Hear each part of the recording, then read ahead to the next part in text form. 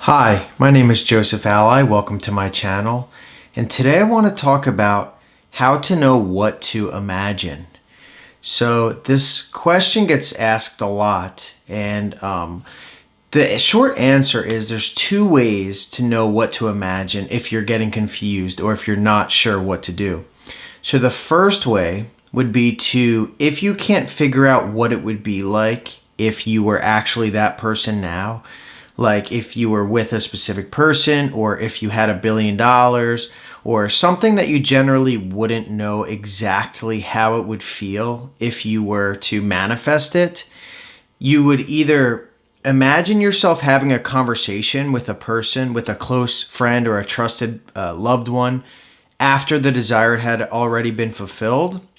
And that way, you don't need to know exactly how it feels to be rich. All you need to know is how it would feel to be having a conversation. But the second way that I want to talk about, which is what I'm going to base this video on, is doing research. So, and there's an awesome story. And basically, about, I don't know, 1 year ago, I was working for a company before I was doing this, and I wanted to go to Denver, right? There was a convention going on in Denver, a programming convention. And I know I've shared about this story before, but I had never been to Denver before. And I didn't know what it was like. I had no idea what it would be like if I was actually there. So what I ended up doing was doing research, right? So research is key and critical if you don't know exactly what it's going to be like if you are already the person that you want to be. So in this case of me going to Denver, or wanting to go to Denver, what I did was I went on Google Maps and I searched up the convention center, right? Because that's where that is where the convention is for the programming language convention that I wanted to go to. And I went on Google Maps and I went to the convention center and I went on all the streets surrounding it. I went right in front of the convention center on, it's like interactive maps. And then after I did that, I spent about, I don't know, maybe 2 minutes doing that. And after I did that, I closed my eyes right at my desk at work, and I imagined that I was there. And I imagined that I was in front of the convention center by this big blue bear that was outside there, and just basically feeling the feeling and talking to one of my coworkers about how I was having such a great time, and I'm so glad that we went to Denver. Now, the amazing thing is that within an hour, I got a message from my coworker on the chat network called Slack, which is where our company used to communicate with each other. And he said to me, "We're going to Denver. We're going to GopherCon." That's the name of the convention that it was. So within a matter of an hour, I did my research. I closed my eyes. I imagined I was there. I did that for maybe 1 minute, 2 minutes. I basically looked around. I basically took what I saw on Google Maps, put it into my imagination, felt as if I was really there, and then that was it. And then I dropped it and I continued on my day, right? But within an hour, like I said, I got the message from George, and he said we're going to GopherCon. So this method of research I use all the time. So I use it for vacations. I use it to, like, for instance, sometimes what I'll do is if I want a specific amount of money, or if I want the good news from a friend about how they got something, or if I want someone to tell me good news about myself, say I want something, what I'll do is I will literally look at my phone first for a second, pull their name up on my phone, and then after that I'll close my eyes and I'll imagine it. But you can expand and use this for anything that you want to do. Say you want a very specific job in a very specific place.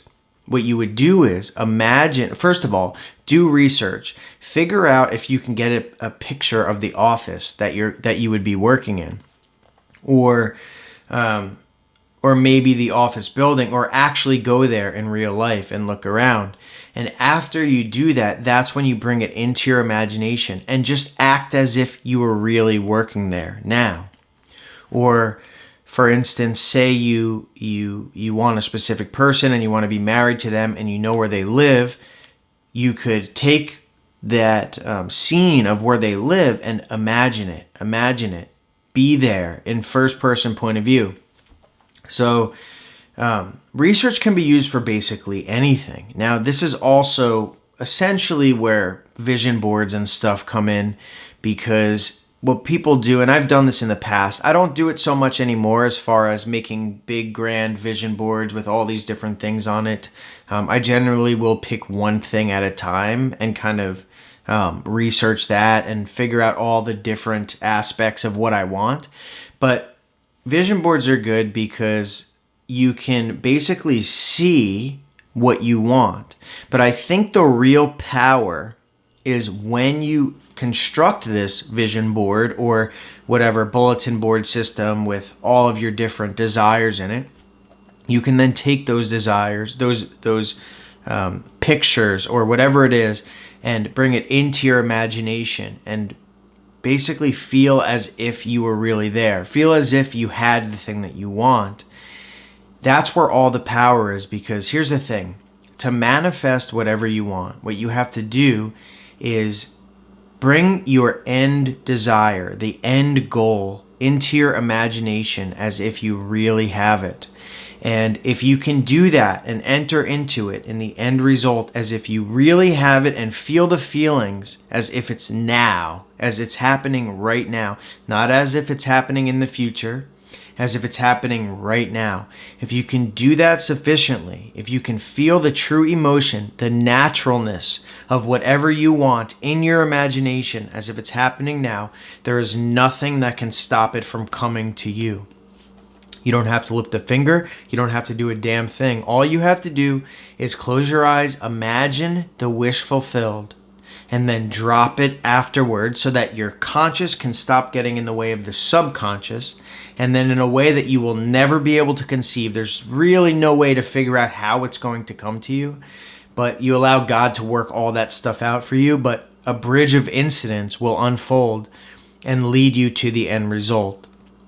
So you can use this for fun. This can be a very fun thing, right? So for me, sometimes I get to points where I've manifested a ton of things and it's like, what's next, right? You will get there if you're not there yet. At a certain point, you will get there. And when you get there, then you utilize other tools, right? Because the way that I teach manifesting is more of a lifestyle, because that's how I use it. Essentially, the way I use manifesting is every moment of the day, I've essentially switched my mindset 180 degrees from the life of effect, right, which is what this external world is, and I've switched it to the world of causation, which is the imaginal world. So if we can essentially, in a proactive way, begin to kind of research and figure out what type of life we desire to live, right? Once we stop reacting to this world, at first you will react to this world. When you first start manifesting, you're basically stopped short in the old way of thinking. You're left with a ton of different stuff now, and then you have to manifest the successful outcomes of it. But what happens when you stop reactively manifesting? Then that's when you get to the point where you proactively manifest. You construct a life of your desires instead of reacting to what life throws you. And then what happens is everything that comes into your life is a life of manifestation. So I highly recommend you use this research tactic or technique, not only in your reactive desires, the things that you need right now, but also just to plan out the life that you want. So definitely use this. So anyway, thank you for watching this video. If you liked it, definitely go to my email list, subscribe, and get unlisted videos. That's at sovereignmind.com. Subscribe for my for this channel. Hit the bell icon so you can definitely be notified when more videos come out. I release every 2 days. And stay tuned for more. Thank you so much for watching.